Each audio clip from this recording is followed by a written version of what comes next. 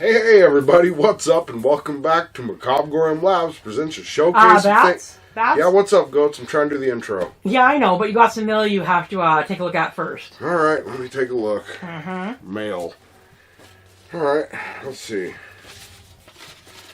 It says, Bats, go to CDMS and teach history. Principal Pixie Frog. And then at the bottom it says, ha ha ha ha ha ha ha ha. Yep, sucks to be you. Yeah, well, we'll see. But before that, on with the show. And with that, what's up and welcome back to Macabre'Gorium Labs presents a showcase of things likely forgotten, Cartoon Network edition. I'm Bats, and I'll be your host today as we take a look at one of my favorite cartoons ever to come out of the network with my gym partner's a monkey. Don't Google it.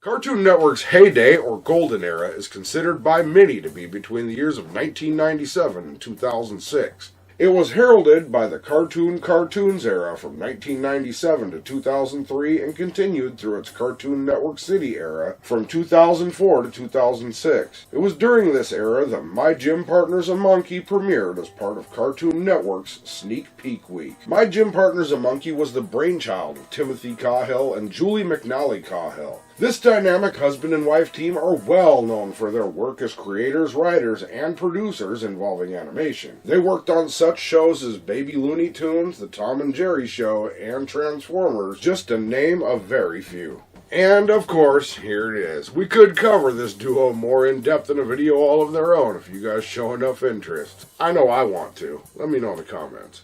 In addition to the Cahills, the series would have the writing talents of Tom Shepard, Roger Escobar, Mitch Larson, and Adam Pava. As with most animated shows, My Gym Partner's a Monkey, of course, had music, and it was composed by Tom Shepard and Pat Irwin. The opening theme song would be sung by voice actors Nika Futterman and Tom Kenny. This series would come together with directing by Timothy Cahill and production by Cartoon Network Studios.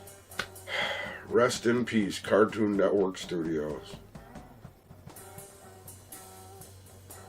The animation for this awesome show would be provided by Seiram Animation. If you don't know, Seiram Animation is a well-known animation studio that's located in Seoul, South Korea. With the first episode airing on Cartoon Network December 26, 2005, it would run through November 27, 2008. The series would contain 4 seasons with a total of 56 episodes and 102 segments. Each segment had a runtime of about 11 minutes, with 2 segments per 22-minute episode. With so many episodes of this awesome show, we're definitely not going to cover them all here in this video. But once again, if you want us to cover each episode, we could start covering them on Wednesdays in individual videos. Let us know down in the comments. However, we are going to tell you when the seasons were aired and to highlight a couple of our favorite episodes. Season 1 had 25 segments with a total of 13 episodes and aired from December 26, 2005 through May 26, 2006. Season 2 also had 25 segments with a total of 13 episodes running from June 8, 2006 to January 5, 2007. Season 3 had 27 segments with 15 episodes from January 12, 2007 through August 31st, 2007. And finally, Season 4 would end up with 25 segments and 15 episodes, airing from September 17th, 2007 through November 27th, 2008. And now that we've looked behind the scenes of the cartoon itself, let's check out what this cartoon was actually about. Now I warn you, this is gonna get weird. This cartoon follows a 12-year-old named Adam Lyon. Seems pretty normal, right? I mean, mine is bats. Well, as it turns out in this universe, there actually is a school of anthropomorphic zoo animals called Charles Darwin Middle School. So with this simple clerical error, Adam ends up being transferred there, much to his dismay. Now, being a school for many types of animals, the school has trees, a river, pipes on the ceiling, vines, and an aquatic wing and arctic wing, and night school for the nocturnal animals. At Charles Darwin Middle School, there's also a ton of characters we get to meet, with some of the best voice actors in the business. Hey parents, is your kid an animal? Are they literally climbing the walls? Send them to Charles Darwin Middle School. We have the best staff. And don't worry, if you can't find us, we'll find you. Your child will be treated to only the finest of cuisine. I hate it when my food's already dead. And spongy. And our friendly students will make your child feel right at home. I can't take it! I can take it! They'll learn the necessary life skills to continue with their life.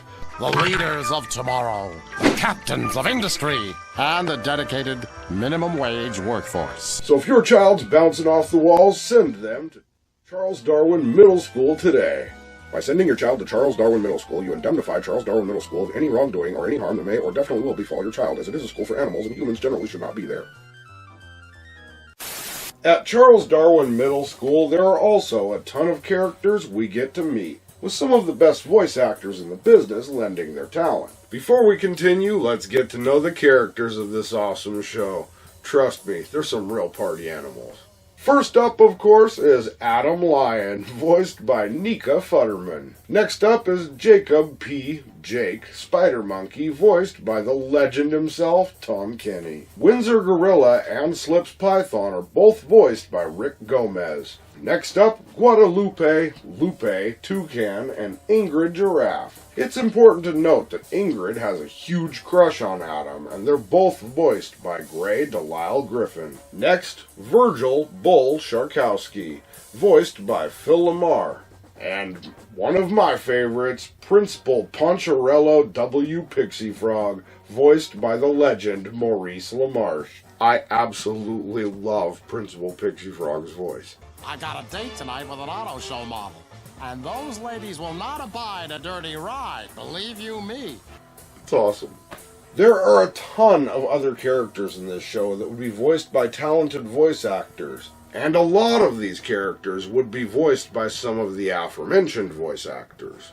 It would take way too long to list them all here, especially since we'll most likely be covering individual episodes where you will get to meet them all. But before we start exploring the hijinks that quickly ensue, we found some interesting information that even we didn't know. And given that this is and was one of my favorite cartoons, that proves there's always something to learn.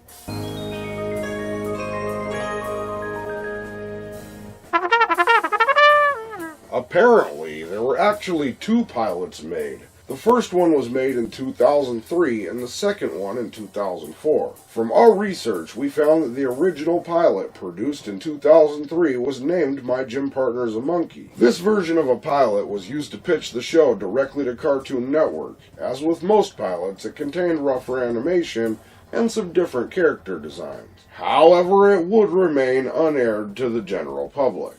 Unfortunately, since this was not ever aired and nobody seems to have it, we were only able to find videos on YouTube showcasing some of the artwork and parts of the pilot. The second pilot was produced in 2004 and had designs that are more similar to the finished design. It was called A Troubled Lion. Now this pilot is considered a lost pilot and it never aired, but unlike the 2003 pilot, we were unable to find any evidence of it at all. Through our research, we did find out that it, like other pilots, does introduce us to Adam, the main character, Jake, and other students at Charles Darwin Middle School. When Adam attends Charles Darwin, he is partnered with Jake Spidermonkey as his gym partner. You see what they did there? Clever. According to the show, Jake is 13 years old and lives at the Zoo Aquarium in Glendale, California with the other students when he's not attending Charles Darwin. Although not very smart, Jake is emotional, very goofy, obsessed with his butt, and he likes to have fun, which often ends up causing problems for all of the other students. Despite this, Adam and Jake quickly become friends, with Jake furiously loyal to Adam when the chips are down. Adam also becomes friends with Lupe, Ingrid, Windsor, and Slips, who are all pretty prominent parts of the show. We see that Adam is not happy to be there and longs to go back to his old human school, although that does soften as the seasons go on. Plus, there is an episode where Adam is actually sent back to his human school and realizes maybe it wasn't as good as he remembered. Although he does miss his crush, Carrie Anderson, who's voiced by the legendary Cree Summer. As an example of what this show brought to the table, let's dive into some of our staff picks' favorite episodes. One of our favorite episodes around here is from Season 1. It's segment 3A called Chew on This. Because the students are animals, the lunch menu is tailored for them and not quite for humans like Adam. After having a talk with Principal Pixie Frog, it is agreed that the lunchroom will now serve human food. With this not being the normal animal diet, the students become addicted fairly quickly. These foods are far worse for them than they are for us, and the animals gain a bunch of weight, so Adam has to step in and get the animal food back in the cafeteria in order to help out his friends get back into good health. It's funnier than it sounds. Next up is segment 4A, Shark Attack. Bull Sharkowski is the school bully. However, Adam accidentally bumps him on the nose. Because of this, Adam is recognized by the students as the new bully. At this point, Bull is free just to act as a normal, regular student, and Adam soon finds out that being the school bully is probably not as easy as he thought it was. Meanwhile, Bull also learns that he actually likes and misses the respect he got as the bully. In the end, they agree to let Bull go back to being the school bully, all for the better. Moving on to Season 2. First up is segment 1B, I Got a New Aptitude. The students are taking aptitude tests to find out what they're going to be in the future, when they grow up. Along with the other animals, they get their results and they're all going to be zoo animals. Unfortunately, Adam also gets his results, which tell him his future is to be a zoo animal. I think if you ask most wives, they'll tell you their husbands are zoo animals. I don't know. Let us know in the comments. Upset by this, Adam gets help from the school counselor, Mr. Maurice Mandrill, voiced by Maurice LaMarche, another prominent character that pops up often.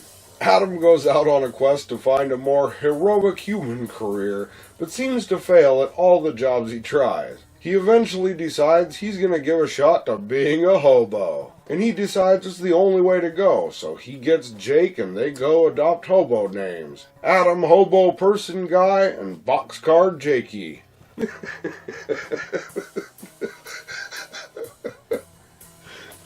Adam Hobo Person Guy and Boxcar Jakey. I love this show. Eventually it's revealed by Principal Pixie Frog that the tests are all rigged for animals and not for humans, as animals don't exactly have a lot of career options. Plus, for the animals, being a zoo animal is actually the top career. Adam feels much better since he realizes that his future career choice for himself is still wide open. Adam Hobo Person Guy. Next up, segment 17B, Nice Mustache. Okay, hands down, this is my favorite episode of this show ever made. This is great. Check this out. In this one, Jake wakes up with a luxurious, large, bushy mustache. At school, he tells Adam he doesn't know how it happened, but he couldn't get rid of it as his mom used the razors. Before he gets a chance to cut it off, it catches the eyes of the other animals, making him the man. So he decides to keep it. Because he's the man, he decides to leave school for a more manly lifestyle. And as all men know, with a great mustache comes great responsibility. Cool. Jake gets his mustache abilities such as driving a car, becoming a master with nunchucks, and of course learning mustache code. We're gonna have more on this episode later, if nothing else from this show. This group is tired of Jake's attitude, and they learn the only way to stop the mustache is to shave it off during a ninja battle. Since they now know the code word to stop Jake, Adam goes face to face in the ninja battle. However, eventually Adam uses the code word fisticuffs. And mustache code dictates you can't use nunchucks at anyone who calls out fisticuffs! So put up your dukes. And this instantly stops Jake from using his nunchucks. And he and Adam circle around with their fists in the air, but they don't actually know what happens when you call fisticuffs. Does mustache code explain what to do after you strike the fisticuffs pose? I don't think so. And because they don't know what to do next, Adam gets the chance to shave the mustache. In the end, the mustache pops right off Jake's face and lands on Adam's, with the mustache eventually revealing itself to be a caterpillar that turns itself into a butterfly and flies away. Let me know in the comment section, has your mustache ever turned into a butterfly and flown away? I look forward to hearing your responses. Moving on to Season 3. In Season 3 we have a segment 6A, Gorilla My Dreams. This episode centers around Windsor and the new gorilla named Deb Ape, voiced by Kath Soucie. She transfers from Cameroon.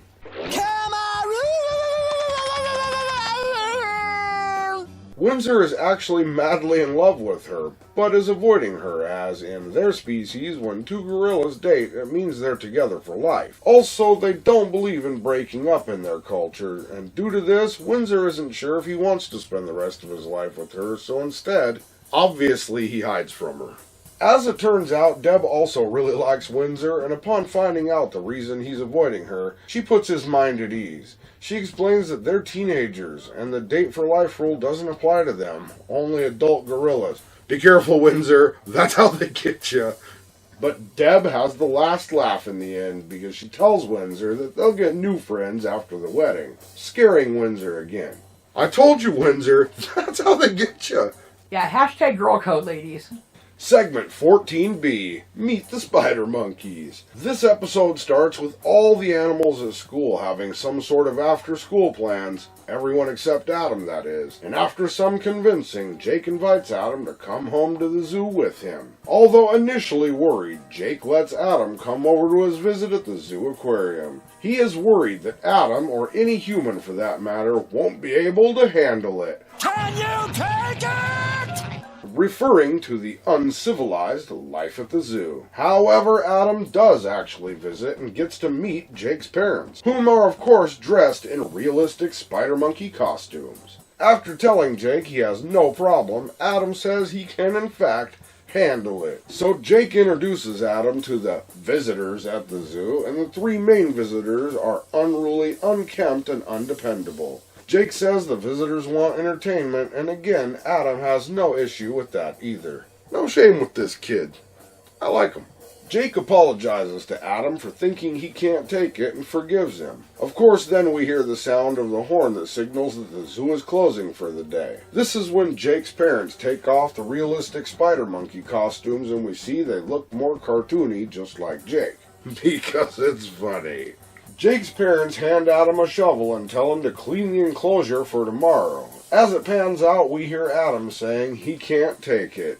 And now we move on to the final season, Season 4.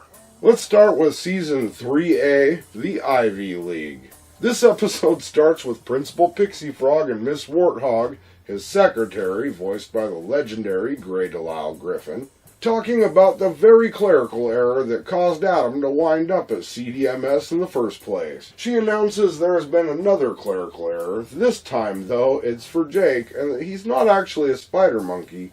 He's a spider plant. I think Principal Pixie Frog needs to get a new secretary. Principal Pixie Frog tells Jake he's being transferred to Creeping Broadleaf Sedge Middle School. For plants. With the school being all plants, they don't talk back to Jake, which freaks Jake out a little bit, and we see him taking classes designed for plants. We also see Jake having to go through some of the same things Adam had to deal with when he started at Charles Darwin. It's a weird way to do a walk a mile in my shoes story, but I'm here for it. Meanwhile, Jake is going crazy since, again, the plants don't talk. After having a vine from a nearby plant fall on his back, he thinks that the plants do like him. This is when Adam shows up to bust him out. Adam's idea is to put an actual spider plant in Jake's seat in class. But Jake says he can't leave until he reaches photosynthesis, which he does by turning himself green.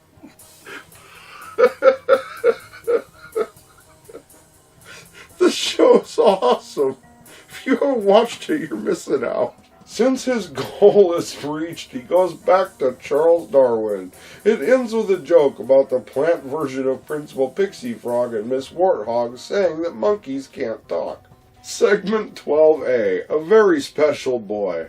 Adam is acting like a complete jerk to the other students of Charles Darwin, to which Jake calls him out. Adam tells Jake that in his experience at the school, he's never gotten physically hurt. He's invincible. Jake quickly squashes that belief by telling Adam he's actually on the protected status list, so the animals can't actually hurt him. Adam is genuinely confused, as he didn't know that, and he is sad to realize he isn't as invincible as he thought he was. So he asks Principal Pixie Frog about the protected status list after finding out that he's on it.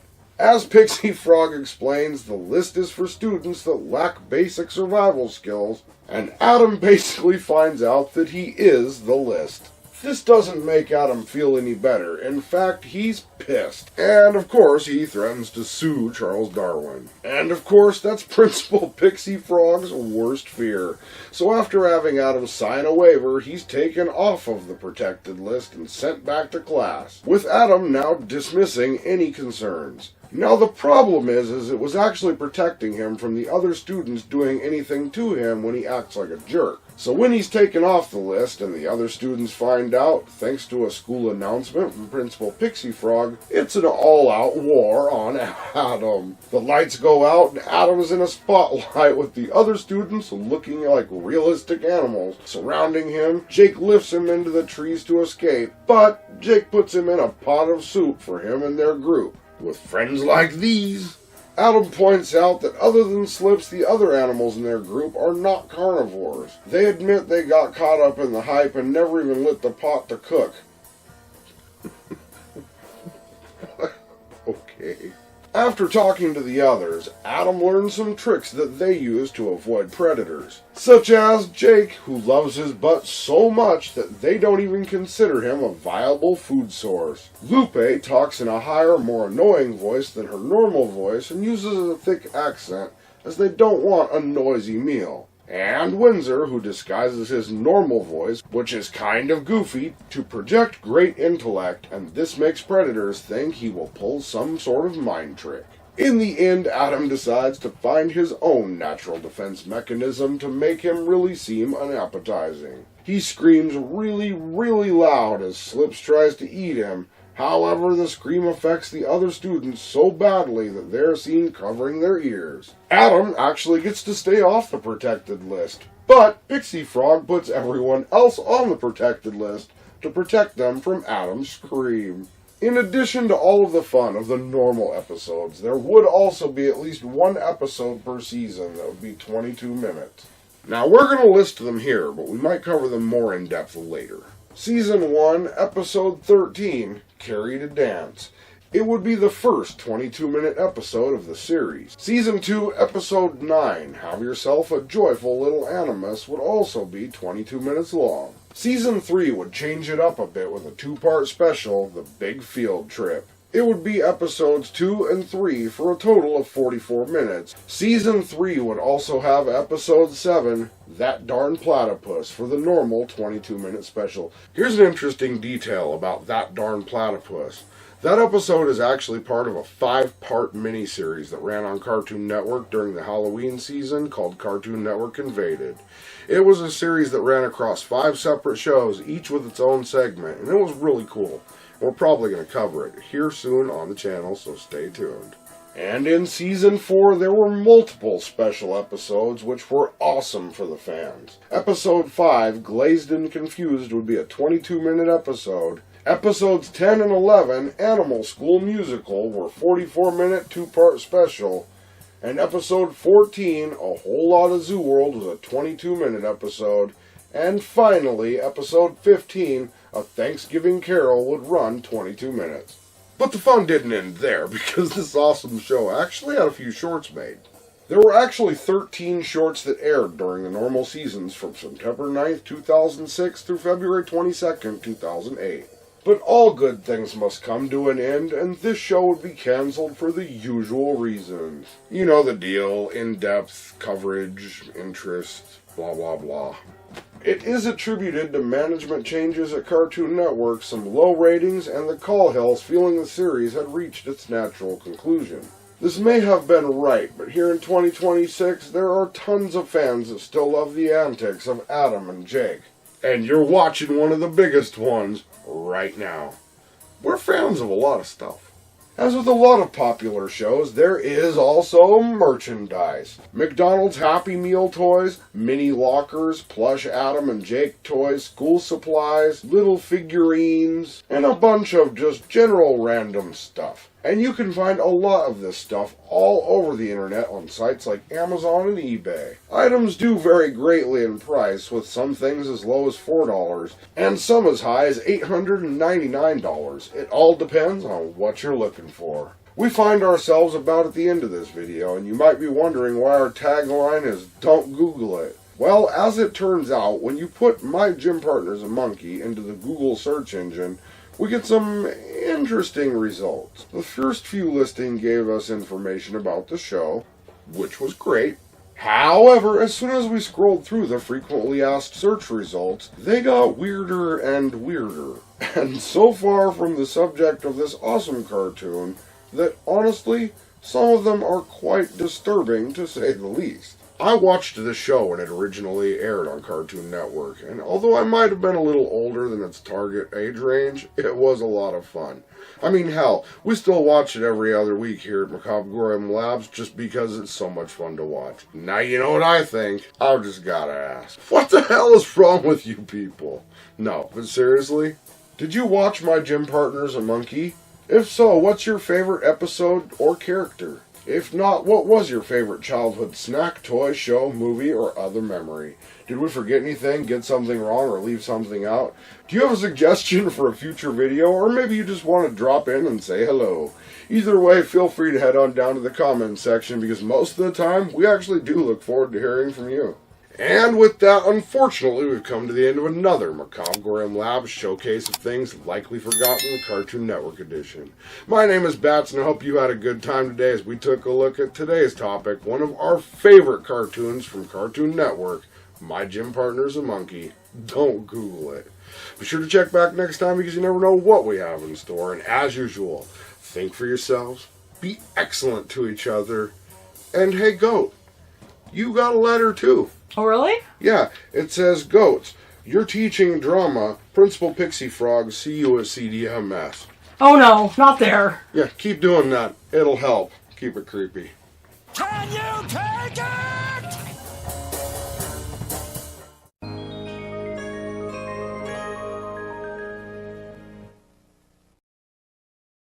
Hey, thanks for making it to the end of the video. If you made it this far, you guys are freaking rad. And a quick shout out to our patrons, Manic Goats, Corey Backus, Boss Mike, Woodstock, Viking Woman, Bill, Matt H, and Joshua R. You guys freaking rule. Thanks for your support. And we're almost at 1,000 subscribers, so if you have made it this far and you're not subscribed yet and you like what you saw, feel free to subscribe. It'd help us out a ton. We'll see you in the next one. Keep it creepy.